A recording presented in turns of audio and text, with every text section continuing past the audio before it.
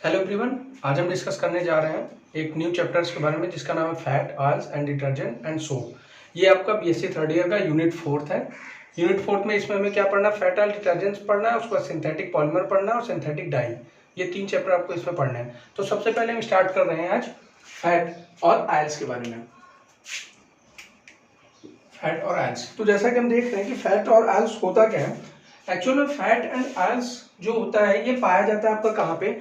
Generally fat और oils आपके पाए जाते हैं सीड्स में, यानी कोई प्लांट्स वगैरह होता है तो उसके सीड्स जो बीज होते हैं उसमें पाए जाते हैं, और एनिमल्स में पाए जाते हैं। एनिमल्स के मसल्स में पाए जाते हैं और स्किन्स में पाए जाते हैं। और एक्चुअल में इसका डेफिनेशन जो होता है जनरल ये होता क्या है, ये हायर फैटी एसिड, ये आपका ग्लिसरॉल और हायर फैटी एसिड, आप इसको हायर में लिख सकते हैं,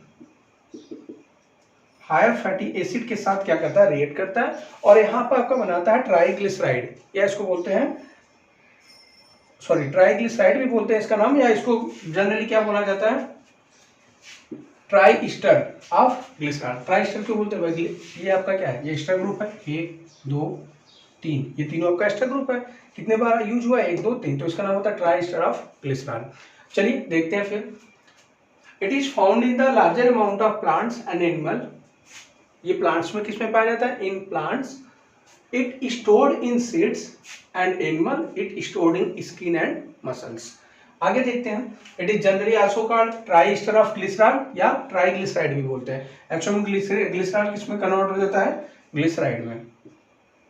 इसी को हम बोलते हैं फैट एंड ऑयल्स। अब देखिए यहाँ पे डिस्कस करने वाली क्या चीज है, कैसे प्रिपेयर होता है ये हम बताते हैं। पहले हम क्या लेते हैं? ग्लिसरॉल को। ग्लिसरॉल आपका करता क्या है? ये ग्लिसरॉल आपका ग्लिसराइड में कन्वर्ट होता है, किसके साथ? हायर फैटी एसिड के साथ। ये फैटी एसिड जो होता है ना, हायर बोलने का रीजन क्या होता है? क्योंकि जो आर यूज होता है, ये R triple dash double dash R, ये जो आपके longest chain of carbon hydrocarbon होते हैं। एक्चुअल में जैसे इसको हम लिख सकते हैं C15S31, या इसको लिख सकते हैं C17S35, इसको भी आप लिख सकते हो C15S31। तो ये आपको दिख रहा है कितने, सॉरी ये 15 कार्बन्स, इसमें 17 कार्बन्स, इसमें 15 कार्बन्स। तो ऐसे कंपाउंड्स होते हैं ये आर डैश और ये, यानी इसके भी यहाँ पे जो एसिड बनेगा वो सिंपल सी है कि हायर फैटी एसिड होगी। ये आपका जो आर डैश और डबल डैश है ये सेम भी हो सकता है और डिफरेंट भी हो सकता है। सेम होगा तो उसका नाम अलग होता है, डिफरेंट होता है तो उनका नाम डिफरेंट होता है। तो ये इनका प्रिपरेशन था। एक्चुअल में होगा क्या, यहाँ पे देखिए ये हो गया ग्लिसरॉल, ये हो गया आपका एस्टर, ये आपका हो गया एस्टर। तो एस्टर आपका, एस्टर नहीं, हायर फैटी एसिड है ना, एसिड है। तो एसिड और अल्कोहल रिएक्ट करके क्या बनाते हैं? आपने पहले भी पढ़ा होगा, वाटर रिमूव होता है और साल्ट बनता है। ये अपने एस्टरिफिकेशन रिएक्शन में भी पढ़ा होगा, एस्टरिफिकेशन एस्टर फॉर्मेशन। तो देखिए होगा क्या, H यहाँ से रिमूव होगा, होता क्या है, H यहाँ से रिमूव होगा और इसका OH जाएगा एसिड का, तो HOH HOH HOH, 3 मॉलिक्यूल आपका वाटर निकल जाएगा। चाहिए तो आप इसको इस तरीके से लिख लीजिए, ये आप लिख सकते हैं -3H2O, और ये आपका 3 मॉलिक्यूल बन जाएगा। देखिए HOH निकला, ये OC के साथ जुड़ जाएगा। अब मुझे ये नहीं बताएंगे होता कैसे निकलेगा, जनरली आपको पता है भाई H प्लस है माइनस, ये OH माइनस ये प्लस, तो प्लस माइनस आपका ऐड हो जाएगा, जुड़ जाएगा, कंपाउंड्स बन जाएगा। तो यहाँ पर आप देख रहे हैं 3 एस्टर ग्रुप आया है, उसका नाम होता है ट्राइग्लिसराइड, या जनरल नेम क्या होता है? Try ester of glycerol. तो ये आपका फैट एंड ऑयल्स था। अब मैंने इसमें एक चीज बताया कि ये आर आपका सेम भी हो सकता है, डिफरेंट भी हो सकता है। जो फैटी एसिड यूज होती है वो सेम और डिफरेंट भी हो सकती है। तो चलिए देखते हैं कौन कौन से फैटी एसिड इसमें यूज होते हैं। नेक्स्ट हम डिस्कस करते हैं ग्लिसराइड की, कौन कौन से ग्लिसराइड यानी फैट और ऑयल जो फॉर्म होते हैं वो आपके कौन कौन से टाइप के होते हैं। तो देखिए जब मैंने बोला था कि आर आपका सेम हो, यानी जो यहाँ पे मैंने इसके पहले बनाया था तो वहाँ पे R dash R double dash, ये आपका कंपाउंड आता है। तो मैंने बोला कि अगर आर आपका सेम हो तो आपका जो कंपाउंड फॉर्म होगा वो आपका सिंपल ग्लिसराइड फॉर्म होता है, सिंपल ग्लिसराइड फॉर्म होता है, यानी सब एक जैसे होते हैं। तो यहाँ पे CH2O CO OCO CO C15S34 इस तरीके से होगा तो आपका सिंपल ग्लिसराइड फॉर्म होता है। यहाँ पे आपका इसका नाम क्या होता है? ग्लिसराइल ट्राइपामिटेट।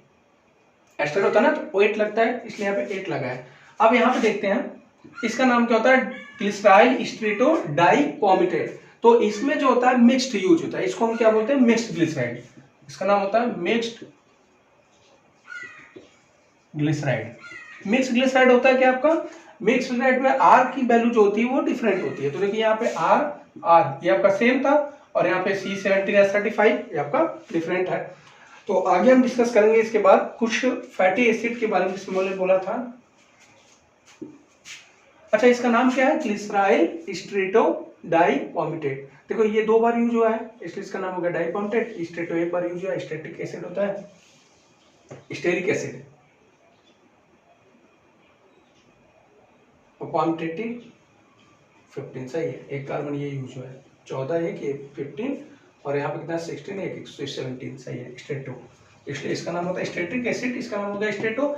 2 बार पाम्पिंग एसिड यूज हुआ है, दिख रहा है, तो इसलिए इसका नाम होगा डाइपॉमिटेट। क्यों, क्योंकि एस्टर फॉर्म करा ना, इसलिए 8 लगता है सफिशिएंट, यहाँ भी 8 लगेगा, एटीओ स्ट्रेटो लगेगा, प्रीफिक्स तरह यूज होता है।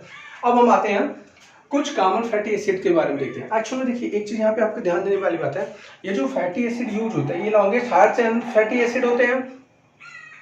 इसमें एक चीज आपको ये भी ध्यान देना है कि इनकी जो मेल्टिंग पॉइंट होती है वो किस बात पर डिपेंड करती है।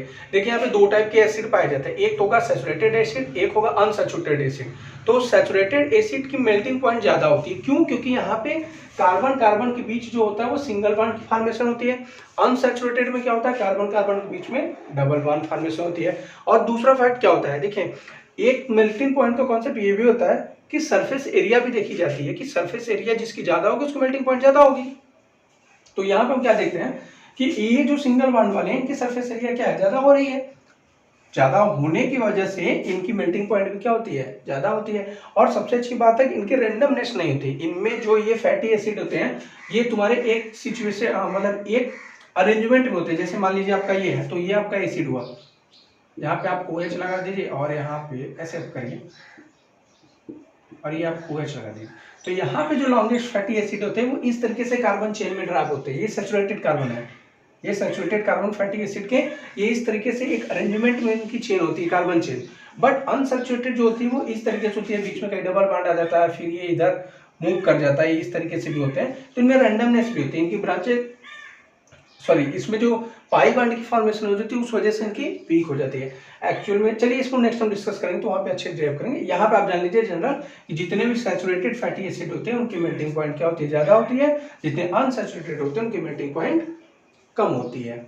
आइए देखते हैं कुछ कॉमन फैटी एसिड। तो पहला है मिस्टेरिक एसिड।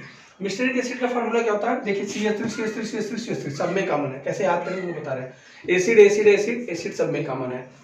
अब हमारा नाम है मिस्टेरिक। मिस्टेरिक में आपको याद रखना कितने कार्बन CH2 ग्रुप आते हैं, 12। पाम्टिक एसिड, इसका नाम होता है पाम्टिक एसिड। तो पाम्टिक एसिड में कितने का आते हैं CH2 ग्रुप, 14। स्टेरिक एसिड इसमें कितने ग्रुप आते हैं, 16। यानी कार्बन की बात की जाए तो COOH को छोड़ के 17 कार्बन आते हैं। जैसे कि यहाँ पे आपने एक बार देखा था 17 आया था ना स्ट्रेटो, तो इसलिए इसका नाम होगा। अच्छा आप यहाँ से देख लीजिए CH2 16 है, CH3 तो H कितने हो गए आपको, 16 तो 32 और 3 35। तो H कितने आ रहा है 35, कार्बन कितना है 16 और 1 17, यही है C17H35। अगर आपको ऐसे याद करने में दिक्कत हो रही है तो आप इसको इस तरीके से भी याद करिए। चलिए यहाँ पे देखते हैं कितना हो जाएगा, 24 और 3 27, यानी हो जाएगा 24, ये हो जाएगा C13H27 COOH। आप इस तरीके से याद कर लीजिए। अब ये 13 है तो कितना हो जाएगा, अल्टरनेट आप देखिए C15H31 COOH, और यहाँ पे ये कितना 15 के बाद कितना आएगा 17 C17H35 COH। इस तरीके से भी आप कर सकते हैं, आसान होगा। ये हमें चेन दिखानी थी ना CH2 की 14 टाइम्स इस तरीके से CH2 ग्रुप प्रेजेंट होता है इसलिए, और सब सिंगल बॉन्ड्स होते हैं। ये भी देखिए आप CH2 बनाइए CH2, ये ना होगा CH2 का स्ट्रक्चर, और इस मान लीजिए किसी से जुड़ा हो, ये किसी एक से जुड़ा है तो ये हो गया CH2। तो CH2 में डबल बॉन्ड की फॉर्मेशन नहीं होगी। तो ये सारे सैचुरेटेड है, यहाँ पे आप चाहिए तो लिख दीजिए सैचुरेटेड, ये सैचुरेटेड फैटी एसिड है। और ये आपका लास्ट वाला जो है ये अनसैचुरेटेड है, अनसैचुरेटेड फैटी एसिड। अनसैचुरेटेड क्यों? देखिए बीच में डबल बॉन्ड की फॉर्मेशन होगी, डबल बॉन्ड फॉर्मेशन होने से बॉन्ड वीक हो जाती है। तो इस तरीके से इनका नाम था। और यहाँ पे मेल्टिंग पॉइंट जैसा कि मैंने बोला, इसकी साइज जितनी बड़ी, जिसकी मॉलिक्यूलर साइज जितनी बड़ी, उसकी मेल्टिंग पॉइंट उतनी ज़्यादा। तो आप देख लीजिए मॉलिक्यूलर साइज सबसे बड़ी किसकी है? 17 की, इसकी सबसे ज़्यादा। फिर 15 की 63, उससे कम है। फिर यहाँ पे आपका 13 है, 13 का 15। अब आप कहेंगे इसकी भी तो मॉलिक्यूलर साइज बड़ी है, साइज बड़ी है, नो डाउट। ये सॉरी यहाँ पे 7 है, तो 7 और 7, 7 और 7 14 और 16 14 एंड 15 16 17, तो 17 कार्बन यहाँ भी है। बट यहाँ पे फॉर्मेशन जो हो रही है वो आपकी क्या होती है? अनसैचुरेटेड। तो अनसैचुरेटेड में जो लंडन फोर्स फॉर्म होता है, आपने फर्स्ट ईयर में पढ़ा होगा वैन डर वाल फोर्स, तो उस तरीके से इंटरमॉलिक्यूलर अट्रैक्शन फोर्स में होता है लंडन फोर्स। तो वीक लंडन फोर्स यहाँ पे फॉर्मेशन होती है, इसलिए आसानी से मेल्ट हो जाता है, इसलिए इसकी मेल्टिंग पॉइंट कम होती है। इसके बाद एक और कंपाउंड आता है, उसकी तो -5 डिग्री सेल्सियस हो जाती है इसी वजह से। नेक्स्ट हम देखते हैं difference between oil and fats. तो देखिए ऑयल एंड फैट्स में डिफरेंस क्या होता है? जैसा कि मैंने बताया था, पहला क्या होता है? Oils are liquid at room temperature. Room temperature का मतलब क्या होता है? 293 केल्विन और 25 डिग्री सेल्सियस, ये होता है रूम टेम्परेचर। तो रूम टेम्परेचर पे ऑयल्स जो होता है लिक्विड में फॉर्म होता है। हम कोकोनट ऑयल की बात नहीं करते हैं, देखिए वो दोनों केस में होता है, वो विंटर और समर के केस में अलग अलग होता है कोकोनट, उसमें मल्टीपल वेरिएशन होती है विथ रिस्पेक्ट टू टेम्परेचर। तो मैं जनरल ऑयल की बात कर रहा हूँ, जैसे मस्टर्ड ऑयल हुआ और भी ऑयल्स हुए। अब सेकंड देखते हैं फैट्स में क्या होता है। Fats are solid at room temperature. Fat क्या होती है? रूम टेम्परेचर पे सॉलिड होती है। सेकंड देखते हैं it contain a higher number of unsaturated acids. इसमें जो फैटी एसिड यूज होता है वो आपका क्या होता है? अनसैचुरेटेड। अनसैचुरेटेड के जो जिसमें कार्बन कार्बन डबल बॉन्ड पाया जाता है उसको अनसैचुरेटेड बोला जाता है। सेकंड आप देखते हैं it contains higher number of saturated acid. Saturated acid मतलब इसमें कार्बन कार्बन के बीच में सिंगल बॉन्ड पाया जाता है, उसको बोलते हैं सैचुरेटेड एसिड। थर्ड देखते हैं it's melting point depends on structure and it's also melting point depend on structure. देखिए मेल्टिंग पॉइंट मैंने बताया था, जो डिस्कस पहले भी कर दिया था, उसको भी बता रहा है। मेल्टिंग पॉइंट क्या होता है आपका? जनरली जो होता है मॉलिक्यूलर मास को डिपेंड करता है, जिसकी मॉलिक्यूलर मास हैवी उसका मेल्टिंग पॉइंट हैवी। जिसमें जितनी ज्यादा ब्रांचिंग हो जाती है, एक चीज ध्यान दीजिएगा, जिसमें जितनी ज्यादा ब्रांचिंग हो जाती है उसकी स्पेरिकल सरफेस एरिया क्या हो जाती है? कम हो जाती है। सरफेस एरिया कम होने का रीजन क्या होता है? जैसे अगर नहीं समझ आती इसको थोड़ा सा ध्यान दीजिएगा। ये मान लीजिए आपका कार्बन है, इसकी 4 ब्रांचिंग हो चुके हैं, तो ये सरफेस एरिया ये कवर कर रहा है। अब इसी कार्बन को हम इस तरीके से अगर लिख दें तो देखिए ये इतना बड़ा सरफेस एरिया कवर कर रहा है। तो आपको दिख रहा है कि सरफेस एरिया क्या होती है? अगर ब्रांचिंग हुई तो सरफेस एरिया कम हो गई, सरफेस एरिया अगर कम हो गई तो मॉलिक्यूलर मेल्टिंग पॉइंट भी क्या हो जाएगी? कम हो जाएगी। तो इस तरीके से आपको समझ में आ गया। मैंने 5 कार्बन है ना, यहाँ पे 1 2 3 4 5 कार्बन की चेन इतनी बन रही है, अगर ब्रांचिंग हो जा रही है कार्बन के साथ, तो इसकी शेप सबसे छोटी है। इस पे सॉरी ये आपका है स्फेरिकल शेप, यानी सर्किल में आ गया ये, जबकि ये आपका लॉन्गेस्ट चेन देख रहे हैं 5 ही कार्बन का, लेकिन अगर एक चेन में है इसकी ब्रांचिंग नहीं हुई है तो इसकी सरफेस एरिया क्या हो जा रही है? बढ़ जा रही है। तो जब सरफेस एरिया बढ़ जाती है तो ऑब्वियसली मेल्टिंग पॉइंट भी बढ़ जाती है। थर्ड पॉइंट देखते हैं in this structures carbon chain do not follow और regular pattern, it's also contain double bond. मैंने बोला अनसैचुरेटेड डबल बॉन्ड फॉर्म करेगा ही। यहाँ पे कहता क्या है कि ये जो आर था आपका मतलब ये एस्टर रहा होगा, एस्टर के बाद जी इसमें कार्बन की चेन होती है, CH2 की जो चेन होती है उसमें डबल बॉन्ड की फॉर्मेशन होती है, और साथ ही साथ ये रैंडमनेस फॉलो करता है, यानी एक रेगुलर पैटर्न में नहीं आता है, बाद में नीचे जाके बढ़ने लगता है ऐसे। सेम ईयर यहाँ पे देखिए इन this structures carbon chain follow और रेगुलर पैटर्न देमसेल्फ। ये आपस में क्या करते हैं? कार्बन चेन एक रेगुलर पैटर्न फॉलो करते हैं। रेगुलर पैटर्न फॉलो करने का मतलब क्या है? देखिए ये CH2 है, ये CH2 इसको लिखा जाता है, ये जितनी भी ब्रांचिंग सब CH2 के हैं। तो यहाँ पे आप देख रहे हैं CH2 CH2 CH2 CH2 इस तरीके से एक रेगुलर पैटर्न को फॉलो करते हैं। कब तक करेंगे? जितने नंबर्स ऑफ एसिड होंगे। मान लीजिए आपका 17 है तो 17 कार्बन तक करेंगे, 1 2 3 4 ऐसे करके 17 कार्बन तक करेंगे। इसमें न कोई डबल बॉन्ड की फॉर्मेशन है, इसमें लंडन फोर्स जो फॉर्म होता है वो आपस में जो इंटरन्यूक्लियर फोर्स होती है लंडन फोर्स, वो जो होता है स्ट्रांग होता है। यहाँ पे लंडन फोर्स, यहाँ पे लंडन फोर्स की जो फॉर्मेशन होती है वो क्या होती है? वीक होती है। तो वीक होने की वजह से यहाँ पे मेल्टिंग पॉइंट इनकी कमजोर होती है, कम हो जाती है। सेम ईयर इसके पहले मैंने बता दिया था फैटी एसिड में जो पाम्पिंग एसिड, स्टेरिक एसिड और मेस्टेरिक एसिड के बारे में कि वो सैचुरेटेड एसिड थे, इसलिए उनकी मेल्टिंग पॉइंट ज़्यादा आ रही थी। यहाँ पे ये अनसैचुरेटेड एसिड है इसलिए इसकी मेल्टिंग पॉइंट कम होती है। तो आई होप आप लोगों को समझ में आ गया होगा। अब हम नेक्स्ट डिस्कस करते हैं इसकी कुछ फिजिकल प्रॉपर्टी के बारे में। नेक्स्ट हम डिस्कस करते हैं physical property of soap and oil and fats.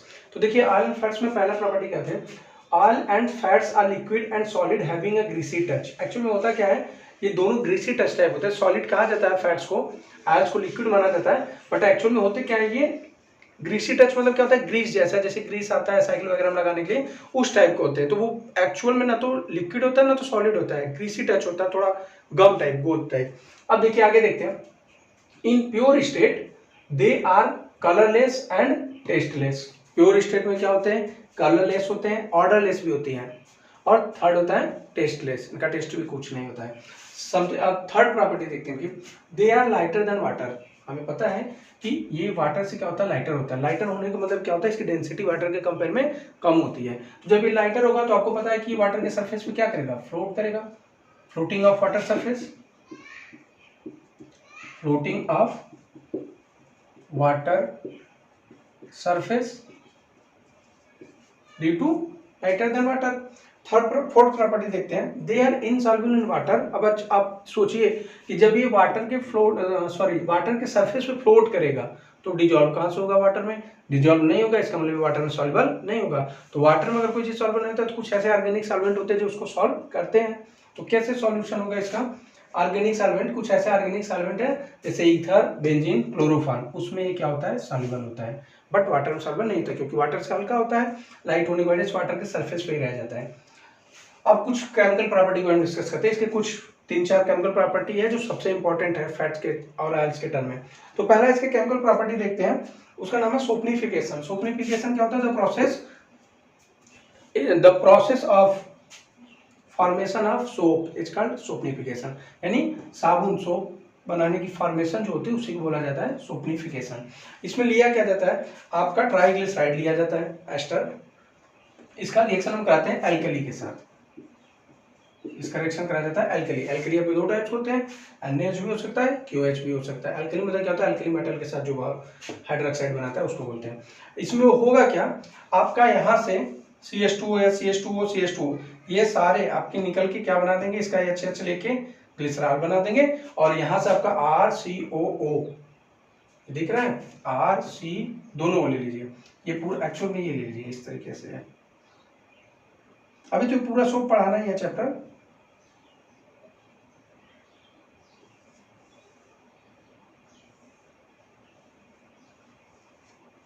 इस तरीके से RCOONA ये पूरा ले लिया, और OH मैंने एक लेना, चाहे NH ले लीजिए चाहे KH, इसका OH और इसका CH2, तो ये 3 मॉलिक्यूल लीजिएगा, देखिए 2 3 है ना, तो यहाँ पे 3 मॉलिक्यूल्स लीजिएगा। तो ये Na के साथ रिमूव होकर यहाँ क्या बन जाएगा, 3RCONA, इसी को बोलते हैं सोप, और साथ में यहाँ पे बन जाएगा ग्लिसरॉल, हो जाएगा ग्लिसरॉल, ये हो गया सोप। इसको हम डिटेल से पढ़ेंगे सोप चैप्टर में। देखिए होता क्या है यहाँ पे जो NaOH और KH यूज होता है, ये एक्चुअल में जानते हैं यहाँ पे यूज होने का रीजन क्या है। NaOH और KH में थोड़ा सा डिफरेंस होता है कि NaOH के थ्रू जो सोप बनता है उसको हार्ड सोप बोलते हैं। हार्ड सोप मतलब जो ज़्यादा बोलते हैं कि फोम वगैरह झाग वगैरह नहीं छोड़ता, उस टाइप के सोप को।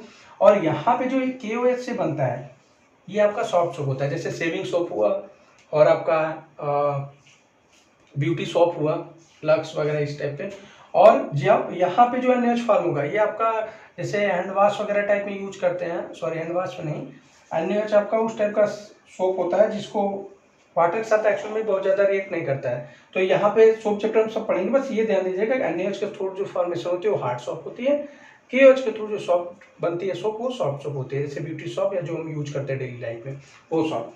अब यहाँ पे हम डिस्कस करेंगे नेक्स्ट केमिकल प्रॉपर्टी में, और भी केमिकल प्रॉपर्टी पार्टेज है, चलिए फिर डिस्कस करते हैं। नेक्स्ट हम देखते हैं केमिकल प्रॉपर्टी में हाइड्रोलिसिस। हाइड्रोलिसिस क्या होता है, वाटर के साथ एडिशन। तो देखिए इसमें होगा क्या, हम जब वाटर के साथ एडिशन कराते हैं तो यहाँ पर हमने क्या लिया, एस्टर लिया, ट्राई एस्टर, किसके साथ रिएक्शन करा, ये ट्राई एस्टर क्या है, फैट और एसिड है, फैट और ऑयल है। फैट ऑयल का हमने क्या किया, हाइड्रोलिसिस किया। तो हाइड्रोलिसिस करने पर होता क्या है, ये CH2O, आपको पता है वाटर किसमें ब्रेक होगा, H+ और OH में। बस यहाँ पे आप क्या करो, माइनस है ये वाला ग्रुप, यहाँ पे इस तरीके से इनको ब्रेक कर दो, यहाँ से ये पूरा RC डबल बॉन्ड वो माइनस में जाएगा, और ये पूरा group CH2 CH2 CH2 plus में रहेगा। तो इसके साथ आप OH को जोड़ दो, और इसके साथ आप H को जोड़ दो। तो जब OH जोड़ दिया तो CH2OH CH2OH CH2OH, ये आपका बन गया ग्लिसरॉल, हो गया आपका ग्लिसरॉल। और साथ में यहाँ पे देखिए, यहाँ पे मैंने पहले भी बोला था कि अभी पीछे वाले में पढ़ा था, जो एसिड होती है वो R सेम भी हो सकता है, डिफरेंट भी हो सकता है। तो अगर R आपका सेम हुआ तो ये 3 मॉलिक्यूल बन जाएगा, RCOOH, long chain of fatty acid बनेगा। अगर R डिफरेंट है तो आप तीनों R को अलग कर दो, RCOH, R double COH, R dash double dash OH, ये हो जाएगा। तो ये हो गया फॉर्मेशन हाइड्रोलिसिस में। सेकंड देखते हैं हाइड्रोजिनेशन ऑफ आयल्स, ये सबसे इंपॉर्टेंट है, इसको स्टार कर लीजिएगा, अलग से भी शॉर्ट नोट्स में पूछता है। Hydrogenation of oils, hydrogenation of oils होता क्या है देखिएगा। एक्चुअल में इसका कॉन्सेप्ट इस तरीके से नहीं है, आप इसको इस तरीके से सोचिए। हाइड्रोजिनेशन ऑफ आयल में होता है क्या, अनसैचुरेटेड हाइड्रोकार्बन हाइड्रोजन के साथ एडिशन होती है, किसके प्रेजेंस में, निकल के प्रेजेंस में, टेम्परेचर ऑफ ले लीजिए 450 डिग्री केल्विन। अब आपको सीधे दिख रहा होगा क्या भाई, हाइड्रोजन का एडिशन है, बॉन्ड ब्रेक कर दीजिए इस तरीके से,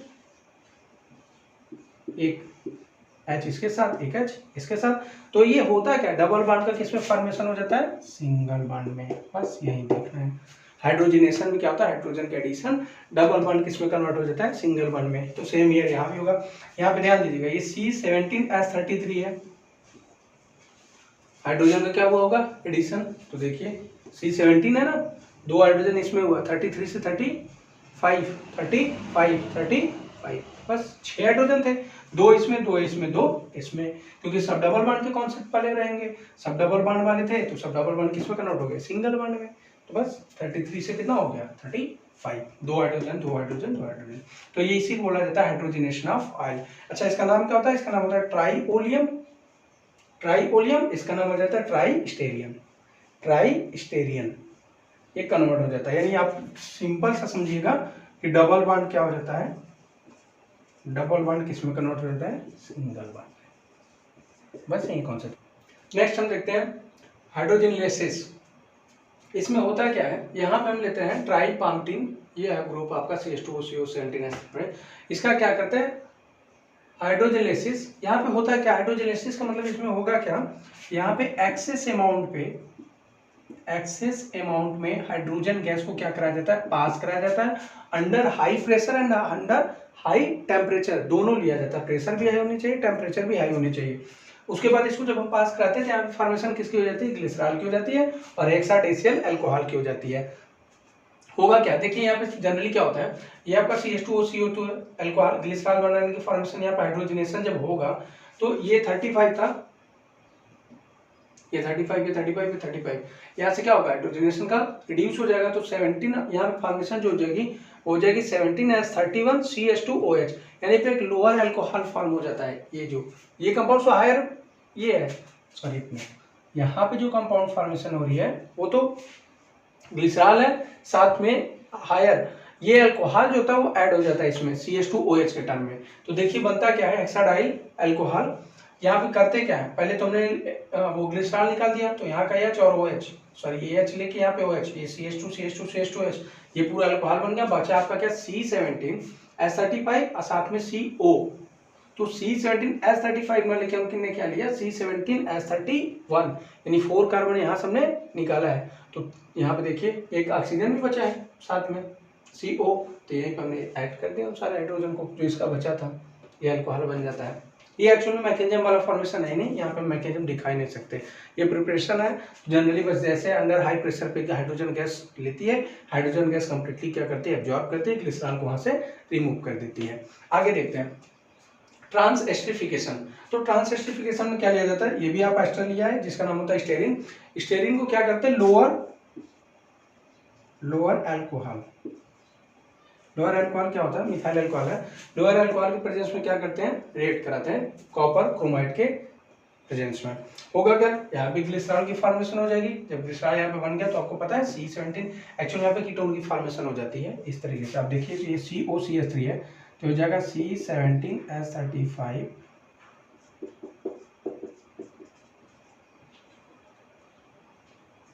इस तरीके से, कीटोन नहीं, सॉरी एस्टर की फॉर्मेशन होगी, कीटोन नहीं। तो यहाँ पे देखिए होगा क्या, ये जो COO है आपको दिख रहा है, यहाँ से CH2OH ग्लिसरॉल तो आपका सिंपली देखने से ही पता चल गया, ये एब्जॉर्ब करके ले लेगा। तो ये अल्कोहल का जो OH था ये पूरा ग्रुप ये ले लिया, सॉरी इतना वाला ग्रुप, और यहाँ पीएच वाला ग्रुप ये एब्जॉर्ब कर लिया, तो ये फॉर्मेशन आपके हो गया ग्लिसरॉल। सिंपल सा देखिए, यहाँ पे डिस्कशन हम मैकेनिज्म के बारे में नहीं कर सकते, क्योंकि हाइड्रोकार्बन ये फैट एंड ऑयल्स मैन्युफैक्चर जो होती है बड़े बड़े इंडस्ट्रियल मेथड में, तो वहाँ पे इसकी मैकेनिज्म कुछ नहीं होती है। यहाँ पे सिंपली जो फॉर्मेशन होता है वो प्रोडक्ट लिया जाता है, तो एक ग्लिसरॉल की फॉर्मेशन हो जाती है और दूसरी आपकी मिथाइल स्टेरेट की फॉर्मेशन हो जाती है। तो बस दोनों प्रोडक्ट आप याद रख लीजिए, इसमें मैकेनिज्म के बारे में डिस्कशन नहीं करेंगे, कहाँ से बनती है, क्यों बनती है, क्योंकि ना तो कोई कैटलिस्ट यूज हो रहा है ना तो कुछ हो रहा है, तो कैटलिस्ट की यूज हम दिखाएंगे कैसे। तो सिंपली आप इसको याद कर लीजिएगा कि ग्लिसरॉल बनता है और मिथाइल स्टेरेट बनता है। बाकी और इसके जो केमिकल प्रॉपर्टी है वो हम नेक्स्ट वीडियो में डिस्कस करेंगे।